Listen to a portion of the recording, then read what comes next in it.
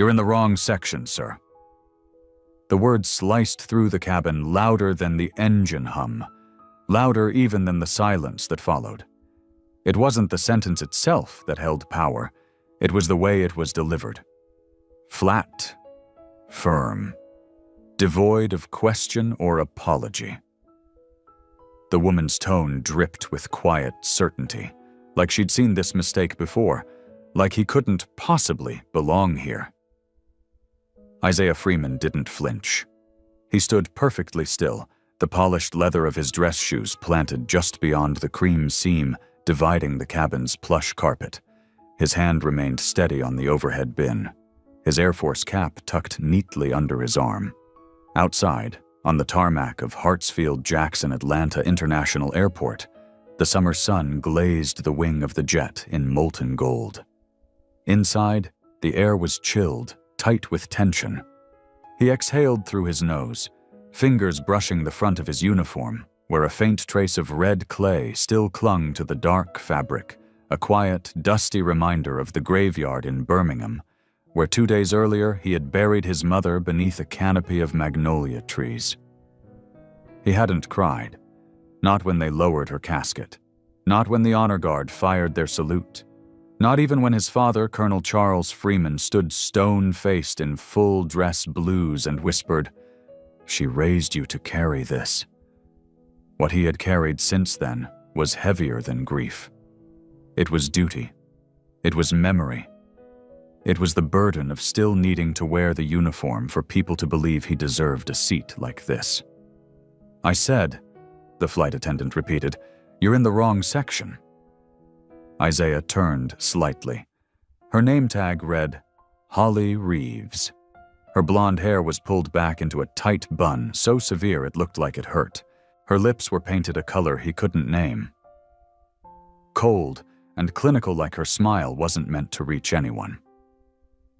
"I'm not," he said simply, and held out his boarding pass. She took it with practiced precision, scanning it as if daring the paper to contradict him. "Seat 2A, she read aloud. Her eyes darted up to him again. I see." He didn't respond. "There's limited space in these bins," she added, as if reading from a manual. "You'll need to check your bag." "This duffel contains equipment and documents I'm not authorized to check," Isaiah said, tone even, voice low. "Military protocols prohibit it." Her smile thinned. "The bin is for everyone, not just you." Isaiah glanced around. Across the aisle, a white man in a pressed polo shirt had already stashed 2 large carry-ons in the overhead without a second glance from anyone. The bin above Isaiah was still nearly empty. He tried again. "Then may I speak to the lead flight attendant or the captain?" "The captain is preparing for takeoff," Holly snapped, "and I'm handling this section." Her voice wasn't loud, but it was sharp, and already passengers were glancing up from their phones and magazines. He saw a woman 2 rows back frown slightly. A businessman near the window shifted uncomfortably in his seat. Before Isaiah could respond, another flight attendant approached. Younger. Black. Her name tag read Jasmine Cole. "Everything all right?" Jasmine asked, her voice soft but curious. Holly didn't turn. "Just a bag issue. This passenger is taking up too much space." Jasmine looked at Isaiah's uniform, then at the single duffel still in his hand. "I believe we have space in the crew closet for military bags," Jasmine offered, and gave Isaiah a subtle nod. Holly hesitated. Then, tightly, "Fine, but next time check it like everyone else." Isaiah said nothing. He handed the bag to Jasmine with a quiet thank you and sat down in his seat. The cushion was soft. Too soft. His back stayed straight. A man across the aisle, a former soldier, judging by his bearing, leaned slightly toward Isaiah and murmured, "Never seen them check overhead space in first class before?" Isaiah gave a single nod. He knew. The engines began their low rumble, and the plane edged away from the gate. The flight to Washington, D.C. would take just under 2 hours. He had a classified Pentagon briefing at 0800 tomorrow. A new protocol being reviewed by the Joint Aviation Security Task Force, his task force. But he was already on assignment. What Holly didn't know, what no one aboard this aircraft knew yet, was that Isaiah Freeman wasn't just a grieving son on his way home. He was there to watch them, evaluate, report. And now, Holly Reeves was in the report. As the plane rolled down the taxiway, she passed his seat again and, without looking, muttered just loud enough for him to hear. "Always some people needing special treatment." Isaiah's fingers curled on the armrest. He did not respond. The seat beside him remained empty. That suited him fine. He didn't feel like talking. Not after the past week. Not after standing in the church where his mother had sung in the choir for 35 years. Not after laying her to rest beside the grandfather who had flown reconnaissance over North Africa in a segregated squadron and had come home to be told he couldn't eat in the front half of a diner. He reached into his coat pocket and touched the edge of the cloth that wrapped his mother's worn Bible. The same cloth she had carried during the 1963 Birmingham campaign. The stitching had started to unravel, but he hadn't had the heart to fix it. It held its power in the fray. The pilot's voice crackled over the intercom. "Ladies and gentlemen, welcome aboard. We're currently third in line for takeoff. Weather in Washington is clear. Estimated flight time, 1 hour and 47 minutes. Sit back, relax, and enjoy the flight." Relax. The plane surged forward, the nose lifting skyward. Isaiah closed his eyes for just a moment, remembering the church organ, the sweet weight of magnolia blossoms, the warm, worn hand of his father gripping his shoulder. You were raised to carry this. The plane climbed, the city falling away below. The sound of engines was steady now. Inside the cabin, the drinks cart began to rattle down the aisle. Holly Reeves was back in motion, smile affixed to her face like a plastic badge. She poured scotch for the man in 2B, water for the couple in 3A and 3B. She paused beside Isaiah's seat, but didn't look at him. Didn't ask. Just moved on.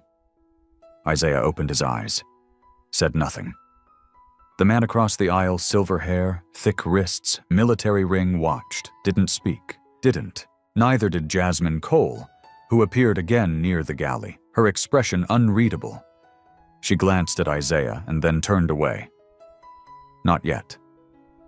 Isaiah shifted in his seat, the tension settling into his chest like an old bruise resurfacing.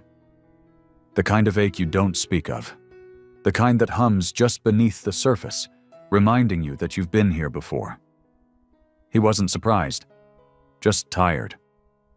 The drink cart continued. The service passed. The insult stayed. He reached down, adjusting the crease in his slacks, and stared straight ahead. Danielle Monroe, seated 3 rows back, closed her book Invisible Man and looked forward with narrowed eyes. Isaiah didn't see her yet, but soon she'd be the only voice that mattered. The cabin returned to quiet. The air was still. Outside, the sun was starting to sink. Inside, something else had begun to rise. The seatbelt sign dinged off. And Holly Reeves passed by Isaiah one more time, this time not speaking, not even pretending. It had started, and it wasn't finished. As the door shut and the plane pushed back from the gate, Holly passed by Isaiah's seat without a glance and whispered just loud enough, "Always some people needing special treatment." The ice cubes clinked in every glass but his. Isaiah Freeman sat upright in 2A, spine like a ruler, shoulders squared as if still under inspection. The quiet chill of the cabin had settled into something colder, a deliberate exclusion dressed as routine. The tray table in front of him remained empty, though others were now occupied with ginger ale, bourbon, tomato juice, and ice.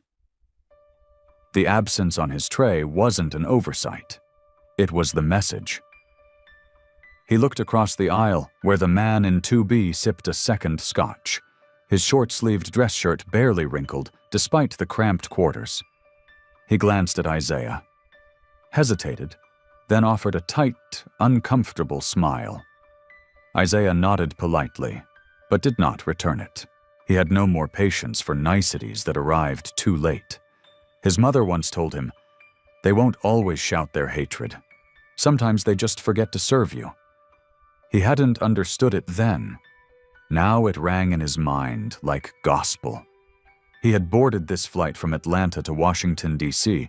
to do a job, an official assessment, a covert one, involving the behavior of airline staff toward passengers in uniform. What he hadn't expected was how deeply personal the job would feel. Not after a funeral. Not after burying the only woman who never asked him to prove his worth. This chapter of his journey was meant to be quiet, observe, report, document. Instead, it was quickly becoming a lesson in restraint. And in humiliation. Hartsfield-Jackson's departure had been smooth, the sun warm across the wings, the clouds parting like curtains. Now, high above the Virginia landscape, the sky glowed with early evening pink, yet the inside of the aircraft remained a cold theater of civility stretched thin. Holly Reeves had completed beverage service in first class with surgical precision, attending to every passenger except him. No accident, no forgetfulness, intentional neglect. Isaiah had waited patiently, politely, until the tray cart passed. "Excuse me," he said quietly, lifting a hand. No response. He tried again, a bit louder, measured. "Ma'am, may I have some water, please?" Holly paused, one row down. She turned slowly, meeting his gaze with that same hollow civility. "I'll be with you once I've completed the other passengers," she said in a voice that smiled but didn't mean it. He lowered his hand. "Thank you." Behind him, a woman's voice spoke. "Miss, could we get some service here?" It was calm, clipped, unmistakably firm. The businessman in 2B had set down his glass. Holly turned with the smoothness of trained hospitality. "Of course, sir. What can I get you?" "I'd like another scotch," he said. "And I believe this gentleman has been trying to get your attention for some water." Her smile dimmed, not disappearing, just shriveling around the corners. "I'll be right with him after I finish serving the other passengers," she said, then rolled the cart down without waiting for a reply. Isaiah said nothing. Danielle Monroe, seated diagonally behind him in 3A, had been watching for some time. Her hands, elegant and still, rested on her closed notebook.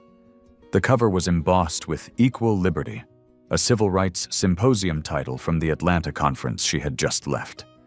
She unbuckled her seatbelt, leaned forward, and tapped lightly on his shoulder.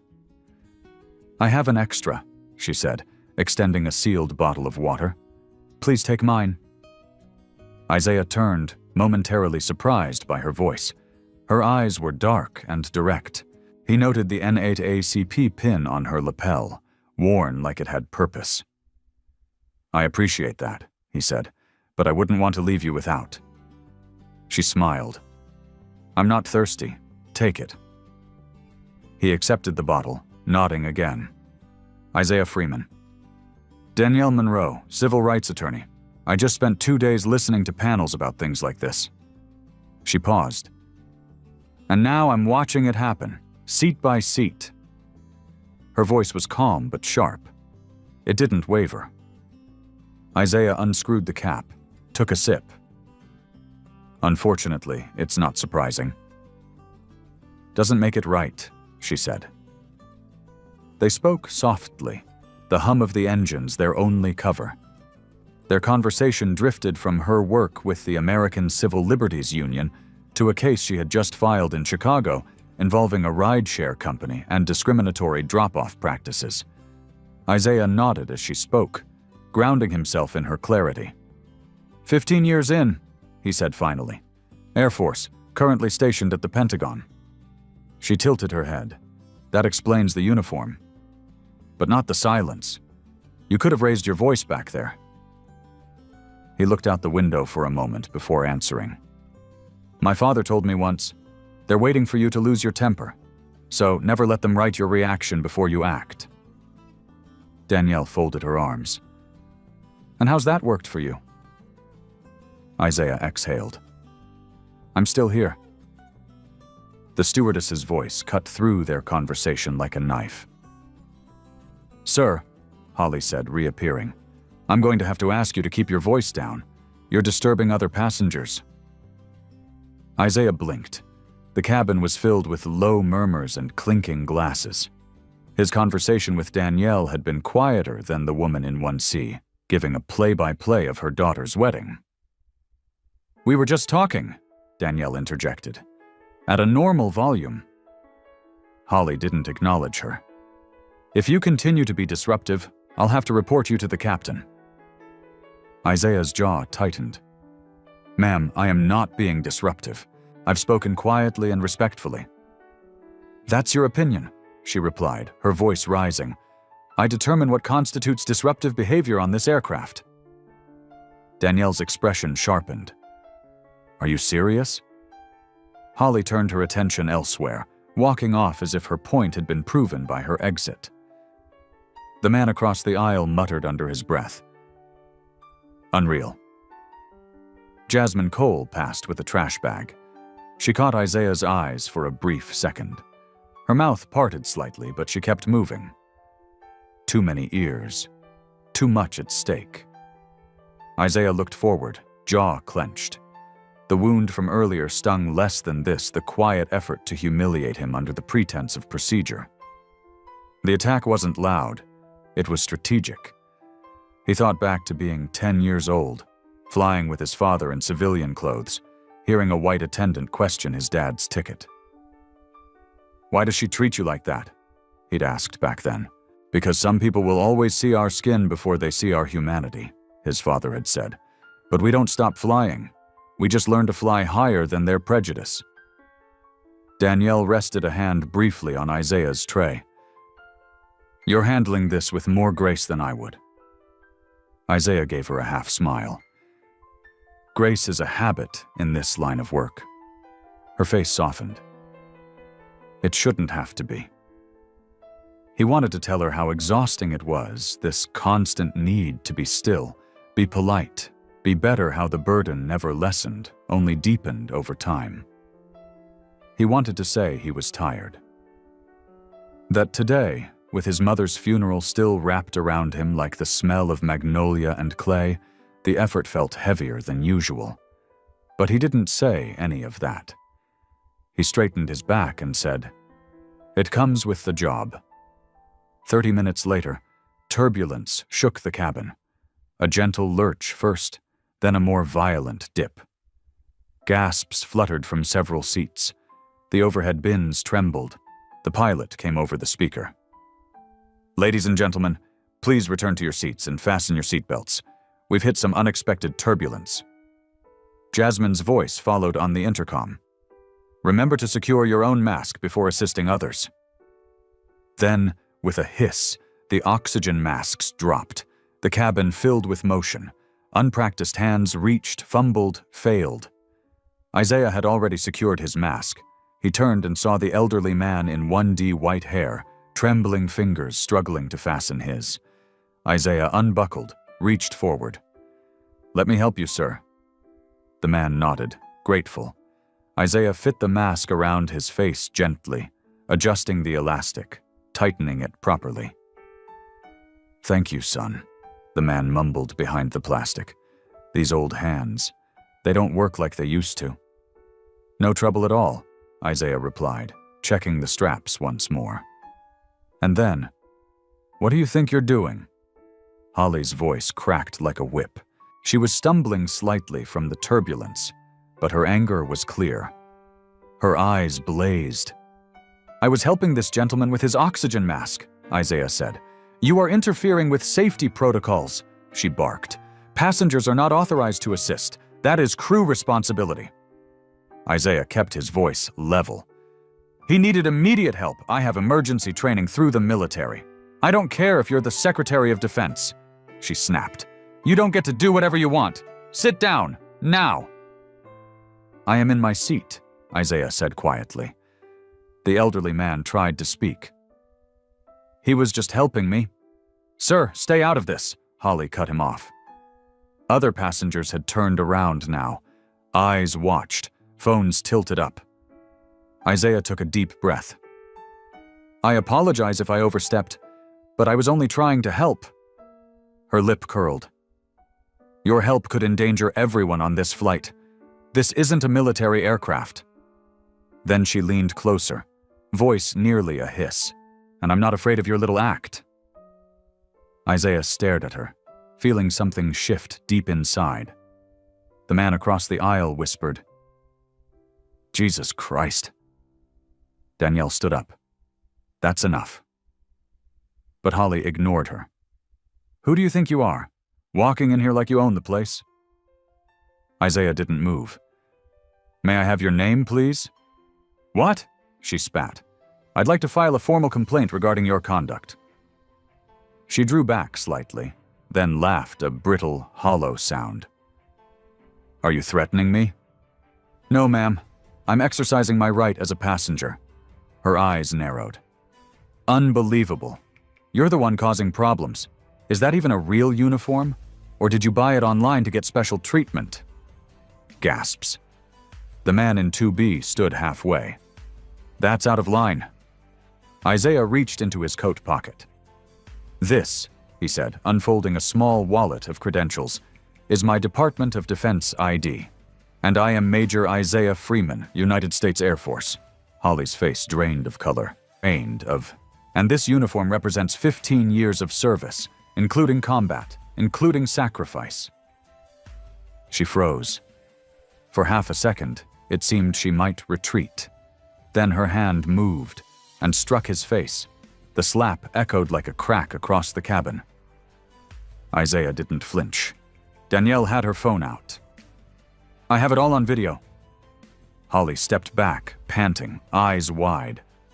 Jasmine rushed forward. Passengers shouted. Phones were raised. The elderly man reached for Isaiah's arm. And Isaiah stood slowly, quietly. He opened his coat, removed a small leather case, and turned to Jasmine. "I need to speak with the captain. Immediately." The sound didn't come from the engines or the turbulence. It came from her hand hitting his cheek. For a moment, the entire cabin paused in suspended disbelief. It was as if time had caught its breath. The slap had echoed like a shot across water, sharp and chilling. Then came the stunned silence, the kind that follows something sacred being broken in plain view. Isaiah Freeman didn't move. The sting bloomed slowly on his face, heat rising from skin to soul, but his spine stayed straight. His hands remained open. His voice, when it came, was measured. "I did not threaten you," he said, eyes locked on Holly Reeves. The elderly man beside him, Walter Dunhill, rested a trembling hand on Isaiah's arm. The man's face was pale with horror. "That wasn't right," he whispered.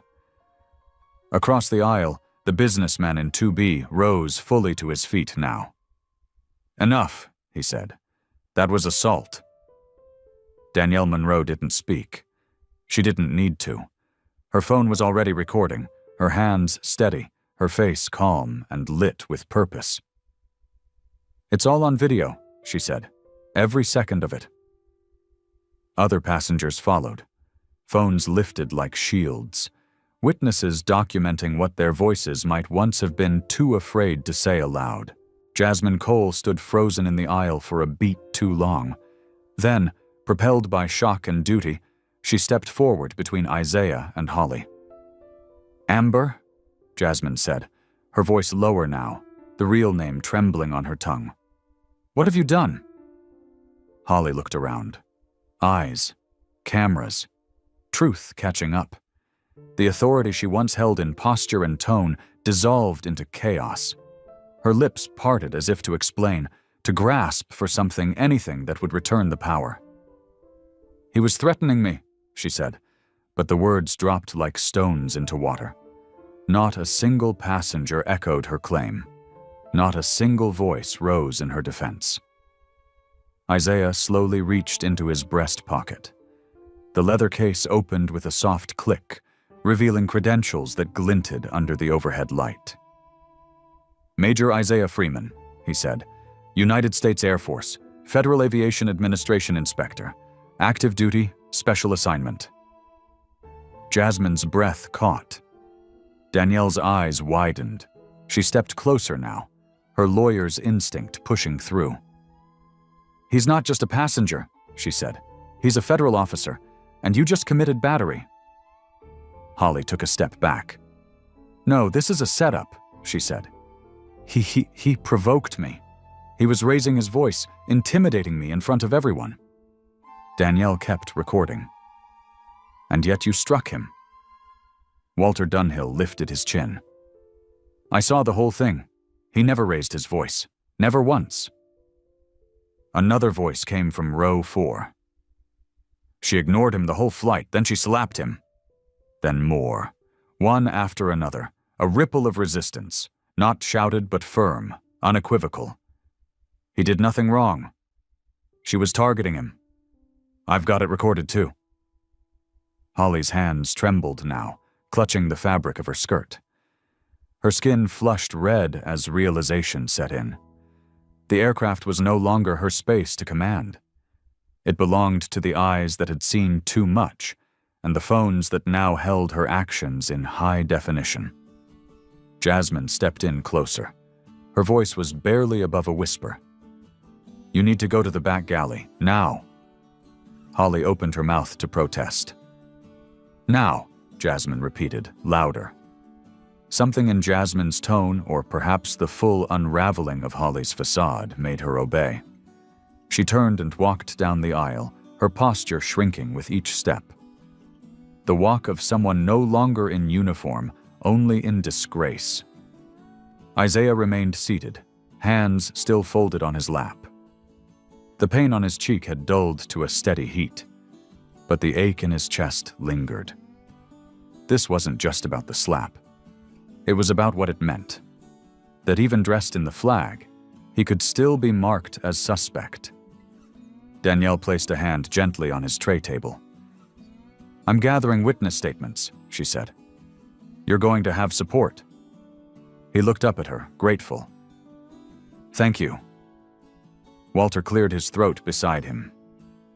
"My son served in Desert Storm," he said. "Men like you make this country better. Don't let her make you question that." The words hit Isaiah harder than the slap had. He closed his eyes briefly, feeling the weight of decades settle on his shoulders.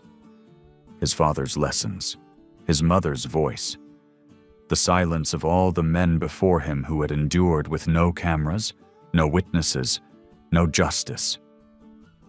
When he opened his eyes, Jasmine had returned, standing slightly apart, hands clasped tightly in front of her. "I'm sorry," she said softly. "I saw it starting. I should have spoken up earlier." Isaiah gave her a nod. "You did now. That matters." The businessman in 2B handed him a card. "Major Brad Thornton," he said.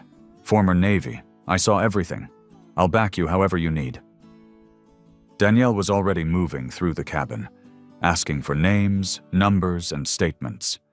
Passengers handed over business cards, wrote notes on napkins, spoke quietly into her phone's recorder. What began as fear and tension was transforming into resolve.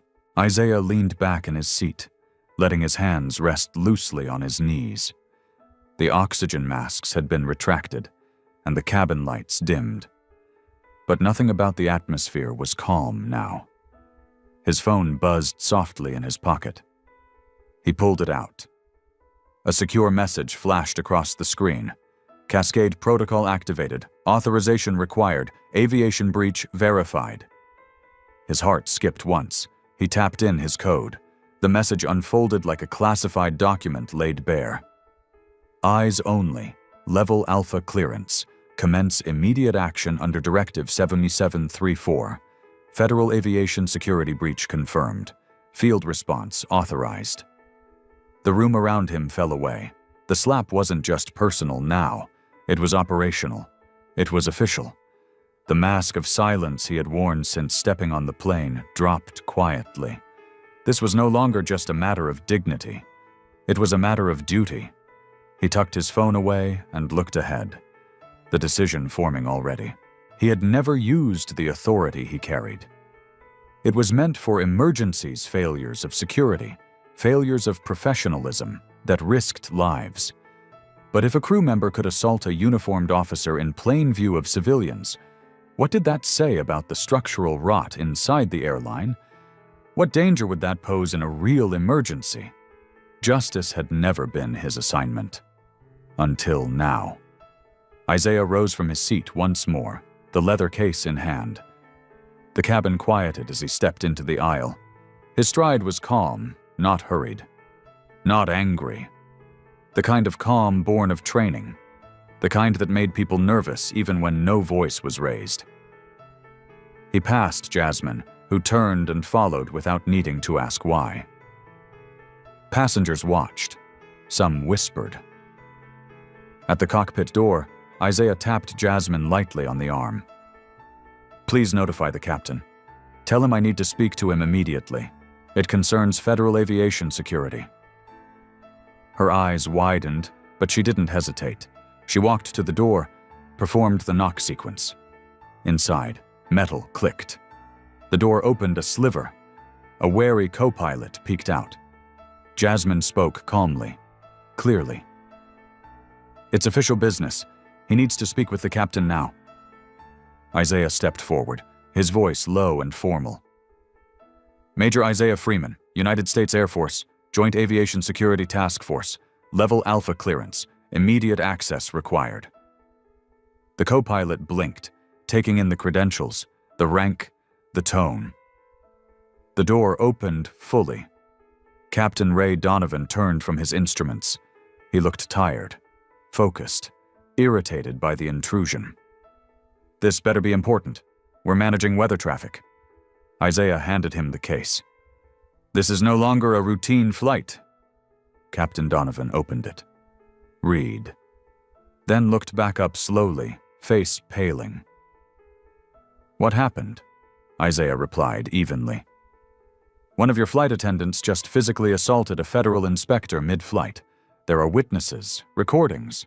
Prior to that, she demonstrated a pattern of racial discrimination and failed protocol enforcement. She's compromised the integrity of this flight. The co-pilot swore under his breath. Captain Donovan swallowed hard. We're 90 miles from Charlotte. I'm formally invoking the Cascade Protocol, Isaiah said. This flight is grounded upon arrival. You'll begin diversion procedures now. The captain stared at him. You're serious? Isaiah looked him square in the eye. I'm deadly serious. Captain Donovan's fingers hovered above the radio dial. Understood. The cockpit door began to close again, and from down the aisle, a familiar voice rose behind them. What is he doing in the cockpit? Holly Reeves appeared, red-faced, wild-eyed, disbelief written across every twitch of her features. Her voice cracked against the reinforced doorframe. This is a restricted area. He doesn't belong up there. Captain Donovan turned slowly. The steel in his voice returned. Ms. Reeves, you're speaking to an FAA inspector operating under federal clearance. Her face contorted in disbelief. That's not real. He's just a passenger trying to intimidate me. You're going to take his side? Captain Donovan rose from his seat. Ms. Reeves, you are relieved of duty, effective immediately. Go to the crew rest area. Do not speak again. She stepped forward. You can't do this. He assaulted me with his presence. The captain cut her off. One more word, and you'll be removed from the aircraft by federal agents the moment we land. The silence returned, except for the steady click of the course adjustment on the cockpit panel. The aircraft banked slightly, and the city of Charlotte appeared on the horizon. Isaiah's eyes stayed forward. The mission had changed, and the reckoning had begun. He opened his phone and entered the next command. Cascade protocol confirmed. Grounding in progress. He tucked it away and returned to his seat. Danielle leaned in. What's happening? Isaiah didn't flinch. It's a security protocol. She stared at him, then slowly connected the dots. You're not just a regular officer, are you? Isaiah shook his head once. No. You're not just a passenger, but she slapped you like you were. The flight crew began quietly rearranging their positions. Holly was gone. Jasmine was now in charge of first class. The captain's voice came over the intercom. Due to an operational issue, we'll be making an unscheduled landing at Charlotte Douglas International Airport. We ask for your patience. We'll be on the ground shortly. The businessman in 2B turned to Isaiah, eyes wide. What the hell just happened? Isaiah didn't answer.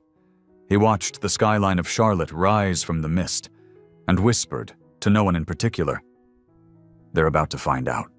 The second the wheels touched down, the silence inside the cabin deepened, not the usual landing hush of anticipation, but a heavy quiet, as if the very air knew something irreversible had just begun. Charlotte Douglas International Airport looked ordinary from the window. Runways shimmering in the afternoon light, service vehicles crawling like ants along concrete lines. But inside the plane, every passenger sensed the extraordinary. They weren't arriving at a destination. They were arriving at the consequences. Isaiah Freeman stayed seated, posture composed, eyes straight ahead. But his mind was preparing for what came next. The Cascade Protocol was no longer theoretical. It was in motion, and that meant consequences not just for Holly Reeves, but for the airline, the crew, and every executive who had ignored the quiet rot of systemic bias, festering behind smiles and scripted apologies. Jasmine Cole stood by the galley, headset off, hands folded. She hadn't said a word since the captain relieved Holly. Her eyes scanned the rows slowly, her expression unreadable, but her breath told a different story. Shallow, fast, bracing for fallout. Danielle Monroe leaned slightly toward Isaiah. There's a line of squad cars waiting, she said, her voice low. I saw them from the window. This isn't going to be quiet. Isaiah nodded. It was never going to be. The seatbelt sign blinked off, but no one moved. Captain Donovan stepped into the front of the cabin. His face was pale but steady. Ladies and gentlemen, he began, due to an active federal investigation involving our crew, we ask that all passengers remain seated. Law enforcement will enter shortly. We appreciate your cooperation. Before anyone could respond, the jet bridge connected with a jolt.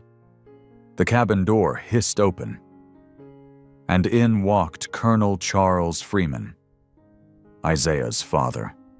Decorated veteran, civil rights strategist, member of the Airline Oversight Board. The man was dressed not in uniform, but in a tailored charcoal suit with a folded American flag pin at the lapel. His stride was slow, deliberate, and absolutely unmissable. Passengers turned, whispers flared. Isaiah stood quietly. Their eyes met. Nothing was said, but everything passed between them, years of lessons, losses, and the understanding that this moment wasn't just about this flight. It was about history.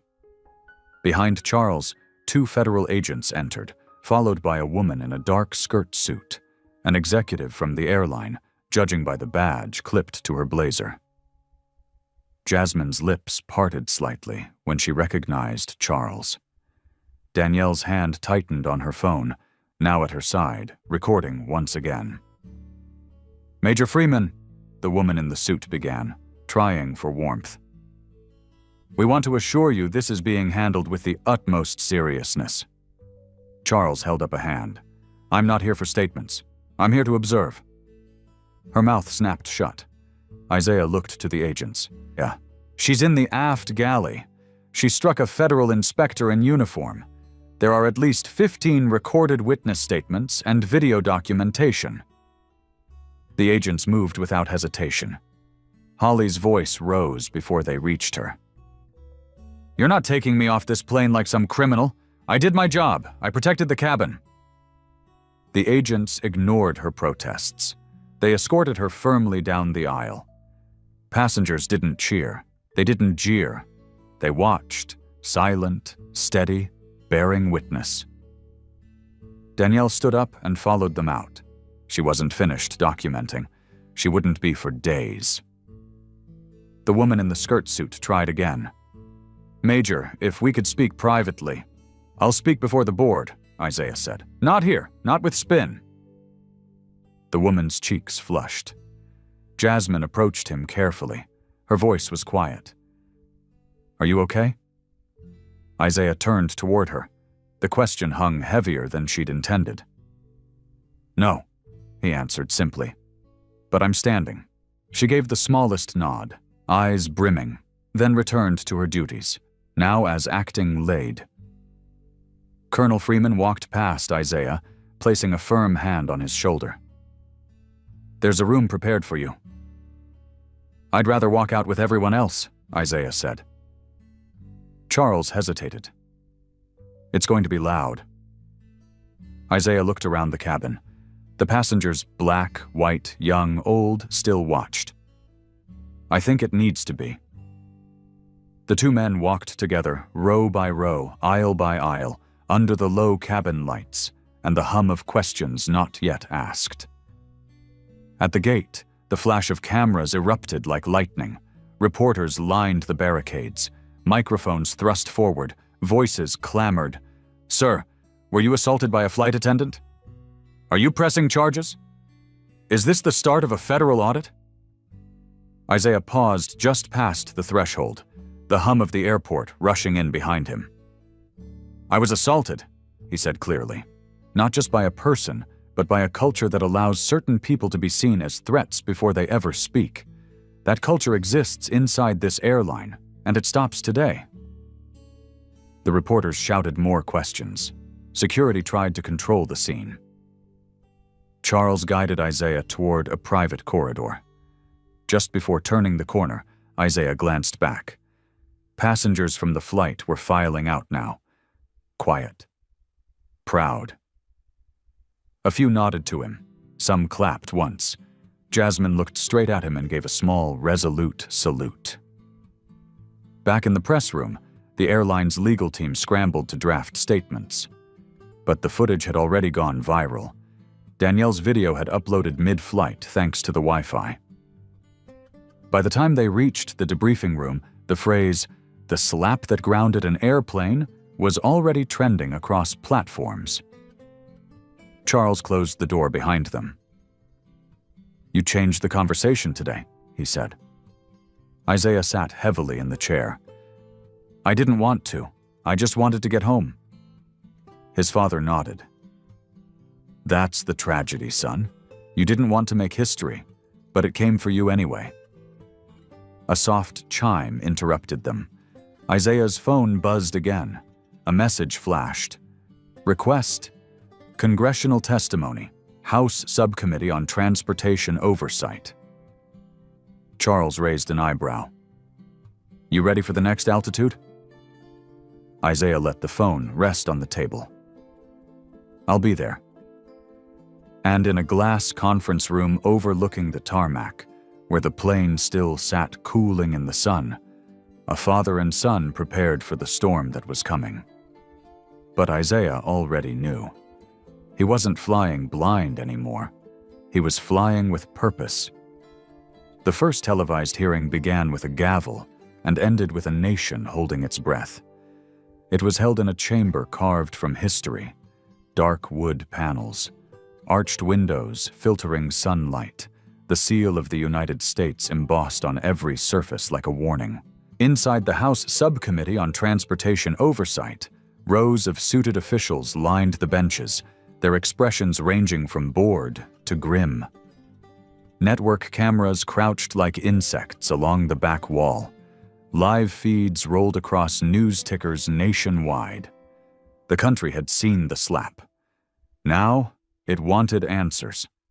Isaiah Freeman sat at the witness table, crisp in his Air Force dress blues. His chest bore no medals, he'd chosen it that way. This wasn't about valor. It was about voice. Representative Linda Parrish, a white woman in her 70s from North Carolina, leaned forward, her pearl necklace resting lightly on the microphone. "Major Freeman," she said, voice slow and precise, "can you walk us through what you believe triggered this incident aboard the aircraft?" Isaiah looked at her, then at the rows of faces before him. He could feel the weight of the room pressing inward, but his voice remained steady. It wasn't one incident, it was a pattern of perception. I was seen not as a passenger, not as a professional, but as a problem, before I said a word. A rustle moved through the chamber. No outrage, no shock, just quiet recognition. "And this wasn't the first time," Parrish added. "No, ma'am. It began with a glance. It ended with a slap. But between those two moments were decades of smaller wounds. A lifetime of being told, subtly or not, that dignity must be earned twice over if you look like me." From the gallery behind him, Danielle Monroe sat scribbling in a leather-bound journal. Her published piece in The Atlantic, "The Aisle Seat That Shook a System," had already begun to reframe the national dialogue. Now she was chronicling what came next. The next representative to speak was Theodore Jenkins, former airline executive turned congressman. "There's a fine line, Major," he said, tapping his pen, "between individual misconduct and blaming an entire industry." Isaiah's tone didn't change, and there's a dangerous one between systemic negligence and polite indifference. That sentence echoed. Danielle underlined it twice. Back at the airline's downtown headquarters, high above Charlotte's skyline, the executive board sat watching in silence. Sylvia Morton, the VP of Corporate Ethics, folded her arms, her jaw clenched. "Damage control?" someone asked. Sylvia shook her head. "We're past that. It's reform or collapse." Meanwhile, Jasmine Cole had been placed on voluntary leave, an internal investigation, they called it. She was offered silence, severance, and a suggestion to take time. Instead, she went public. 2 days before the hearing, she had uploaded her own statement, a 7-minute video that began with her saying, "I was there, and what I saw broke my heart." It went viral within hours. In the hearing room, Representative Parrish looked over her glasses. "Major Freeman, in your experience, do you believe bias training is enough to prevent this from recurring?" Isaiah inhaled slowly. "Training is important, but transformation is essential. This isn't about teaching people to be nice. It's about requiring institutions to act with integrity." Clapping wasn't allowed in the hearing chamber, but outside, on the Capitol steps, a crowd had gathered. Veterans, activists, airline employees, everyday passengers who had once been ignored, humiliated, dismissed. They held signs. Some read, "Respect has no altitude limit." Others, "Dignity must board first." Charles Freeman stood at the back of the crowd, coat folded over his arm. He watched the screen streaming the hearing. His eyes didn't blink. Inside, the gavel fell again. "We will reconvene next week," Parrish announced. "In the meantime, a formal review of aviation discrimination protocols will begin under the working title, The Freeman Standards." The cameras zoomed in, zoomed. Isaiah's face remained still. But in his eyes, a current shifted. Not pride, resolve. After the hearing, as the room emptied and aides collected papers, Danielle approached him in the hallway. "You said what needed saying," she told him, "but the story's still unfinished." Isaiah nodded.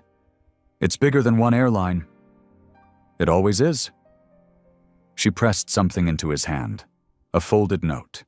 Inside were names: Black pilots, Latino crew members, Sikh travelers flagged repeatedly, disabled veterans removed for non-compliance, dozens of voices waiting.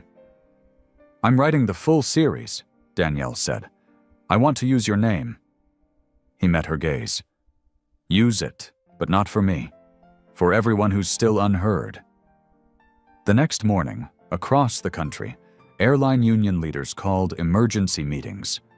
By evening, 3 executives at the carrier, where Holly had worked, submitted resignations. Jasmine was reinstated with full back pay and issued a public apology. But even as reforms began, something else was brewing. A coalition of lawmakers quietly requested an FAA audit of every major domestic carrier's disciplinary records. What they found would shape the next storm. Isaiah returned to his post in Washington. Quietly, without escort or ceremony. But this time, as he walked through security at Reagan National Airport, the TSA agent looked up, smiled gently, and said, "Thank you, sir, for all of it." Isaiah nodded once. The man's eyes glistened. Later that night, Isaiah sat alone at his kitchen table. The lights were dim. His mother's Bible lay open beside him, a bookmarked psalm resting where her hands used to turn. A news anchor's voice murmured from the TV. The Freeman Standards, if adopted, would represent the largest overhaul of aviation anti-discrimination policy since 1968. He turned the volume down. He'd done what was required. But the work wasn't done. Tomorrow, he would board another plane. But tonight, he allowed himself to breathe. And just as he leaned back, his phone rang. "Unknown number," he answered. "Major Freeman," a woman's voice said, calm and low. "You don't know me, but I'm a pilot, and I need to tell you what happened on Flight 611 from Phoenix. You're not alone, and they're not finished." Isaiah didn't speak. He just reached for a pen. The ink had barely touched the page when the voice on the line whispered, "They just grounded another plane, and this time, it wasn't for weather." It started with a rumor, a quiet memo circulated among internal teams at 3 major airlines, warning of a potential class action lawsuit. No names, no formal declaration, just a whisper. The Freeman pattern is real, and it's growing. By the time Isaiah Freeman walked into the Federal Aviation Administration's central briefing room in Washington, he had already received 15 first-hand accounts pilots removed from rotation for attitude, cabin crew reprimanded for defending passengers, ground staff written up after intervening in profiling incidents. The flight from Phoenix was just the beginning. The cascade had become a storm. The room wasn't large, but it felt like the center of something tectonic. A dozen senior officials from the Department of Transportation, the FAA, and the Department of Justice sat at the oval table, papers in hand, expressions tense. At the head sat Secretary Arlene Grant, a black woman with salt and pepper curls and a voice known for being calm when storms broke. "Major Freeman," she said as he took his seat. "We've reviewed the footage, the testimony, the audits. We believe this is no longer a personnel issue." Isaiah folded his hands. It never was. Beside him sat Danielle Monroe, now an independent ethics consultant with 3 airline boards requesting her guidance. Her journal had turned into a published exposé, and her reputation had shifted from reporter to reform architect.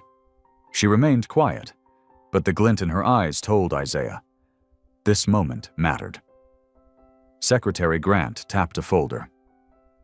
"There is support for federal standards mandating accountability protocols, real-time incident logging, and anonymous protections for whistleblowers across all carriers. We're calling it the Equity in Aviation Act."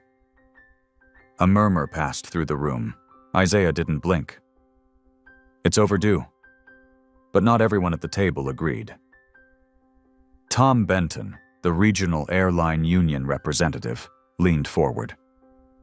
"We've got pilots nervous, crew quitting mid-flight, passengers filming every interaction. You want safety? This pressure's going to backfire." Danielle looked up. "It's not the pressure that's dangerous. It's the silence. people weren't afraid to speak before they were punished for it. Isaiah added, "And now they're speaking, because the alternative is no longer bearable." Across the country, change moved faster than headlines could capture. In Atlanta, an airline issued its first public apology for racial profiling mid-flight. In Los Angeles, 3 black flight attendants filed a joint report on being repeatedly excluded from international routes. In Chicago, an airport announced a new department, Passenger Civil Rights Ombudsman. But not all pushback was quiet. Holly Reeves, the former flight attendant, re-emerged on a conservative news program, framed in soft lighting and remorseful tones. "I made a mistake," she said, "but I wasn't trained to see differently." It was meant as an apology. It landed like an admission of a deeper rot. Later that evening, Jasmine Cole, now promoted to Director of In-Flight Culture and Inclusion, held a staff-wide town hall. She stood beneath a banner that read, "Every seat has a story. We are not here to fix people," she told the room. "We are here to fix the systems that failed them." Her words made it into the evening news. But back in Washington, the battle wasn't over. The airline lobbyists had arrived. Suits, briefcases, smiles that never reached their eyes. They lined the halls outside the committee room, whispering to staffers, promising compliance in exchange for delay. Isaiah saw them as he left the meeting. One of them, a man with silver hair and a golden tie pin, stepped into his path. "You've done well for yourself," the man said. "Hero of the month. But industries don't bend for heroes. They wait them out." Isaiah held his gaze. "Then they haven't met the right ones yet." He walked past without another word.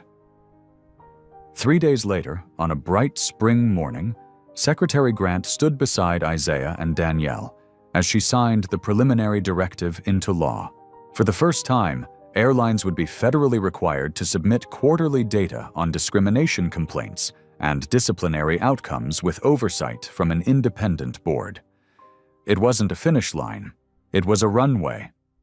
Isaiah received a letter the same afternoon from a young flight attendant in training who had watched his testimony online. It ended with 6 simple words. "You made me stay. Thank you." That night, Isaiah stood alone at Reagan National Airport, looking out over the tarmac. A storm gathered over the horizon, dark clouds stretching across the Potomac like ink spilled on the sky. He could feel it in the wind, resistance, doubt, backlash. But he wasn't alone anymore.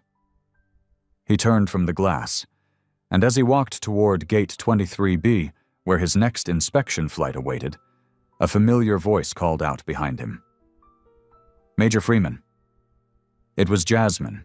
She held out a boarding pass. "Jump seat's open. Thought you might like to see what change looks like." From the air, he smiled. Took the pass. Boarded. And as the plane ascended into the clouds, a message blinked onto every passenger screen, replacing the safety video just before takeoff. "Dignity flies with us now." And Isaiah closed his eyes, not to rest, but to remember what justice sounds like when it finally gets clearance to take off. There are stories that unfold in seconds, and stories that take generations to be heard. This was one of the latter. It began, as many injustices do, in silence, in the unspoken assumptions stitched into uniforms, in glances that judged before words could defend, in the polite, practiced condescension of a system that insists its bias is merely policy. One man boarded a plane that day not looking for a fight, not seeking to prove a point. He carried nothing but a boarding pass and the quiet weight of a life lived navigating unseen boundaries.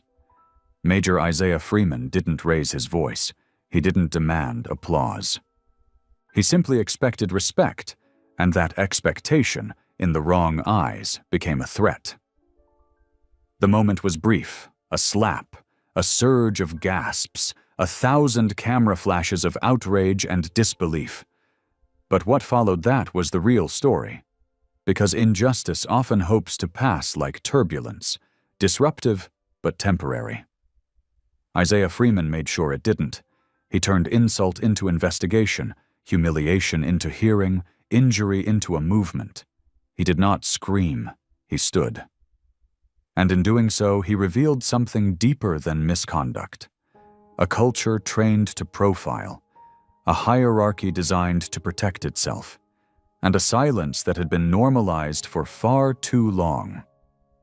What makes this story powerful is not just the moment of confrontation, but the grace that followed it. The man who had every right to rage chose instead to speak with clarity and calm. He showed the world that dignity isn't about status, but about steadiness. That justice doesn't always roar. It walks steadily through halls of power, past those who scoff and those who squirm, until it reaches the microphone and says, "Enough." And around him, others rose too. Jasmine Cole, the flight attendant who stood between protocol and principle. Danielle Monroe, the journalist who saw that the story wasn't just about one man, but an entire industry. Secretary Arlene Grant, who carried the weight of policy with the wisdom of lived experience. Each of them chose courage over convenience. Each made a choice that turned a headline into a turning point. The airline didn't crumble, but it changed. And in that change, hundreds of others saw possibility. Passenger rights were no longer a matter of customer service. They became a measure of moral compass. Protocols were rewritten, training manuals revised. Faces at the gate began to reflect the passengers they served. Not perfectly, not everywhere. But the wind had shifted. Isaiah Freeman became a symbol not of victimhood, but of resolve. He was never asking for special treatment, only equal footing, only to walk down an aisle without suspicion trailing him, only to be seen clearly and fairly. And by the end, he was. This story reminds us that the most dangerous prejudice is not the kind that shouts, it's the kind that smiles while tightening its grip. It's the policy that excuses bias, the procedure that protects silence. But when someone dares to name it, challenge it, and stand upright in its face, even the most entrenched systems must reckon with themselves. There will always be turbulence on planes, in boardrooms, in everyday life. But justice, like a well-built aircraft, is not shaken by every storm. It holds steady because people like Isaiah refuse to let go of the controls. And perhaps most powerfully of all, this wasn't a story of vengeance. Isaiah never needed someone to be ruined. He needed the truth to rise. And in that rise, so many others saw themselves. Veterans who had been overlooked, passengers who had been profiled, workers who had been afraid to speak. For each of them, the story said, "You are not alone." And to the ones who had enabled the silence, this story became a mirror, one they could no longer look away from. By its end, new standards were drafted, laws introduced, a message broadcast on every screen before takeoff. Dignity flies with us now. That message wasn't just for show. It was the result of one man's quiet insistence that dignity isn't negotiable. The final lesson? That systems can only hide behind policy for so long. Eventually, someone asks the right question. Someone tells the truth on the record. Someone grounds the plane, not with force, but with principle. Isaiah Freeman didn't ask to be a hero, but in choosing patience over fury, truth over silence, and integrity over ease, he became exactly what this country needed. A reminder that justice is not abstract. It's human. It has a face, a voice, and a spine. And that philosophy remains. Dignity does not request permission. It stands, it speaks, and it stays seated in the truth even when told to move. If this story moved you, leave a comment with the number 1. And if you believe justice must never fly standby again, subscribe to our channel and be here for the next story.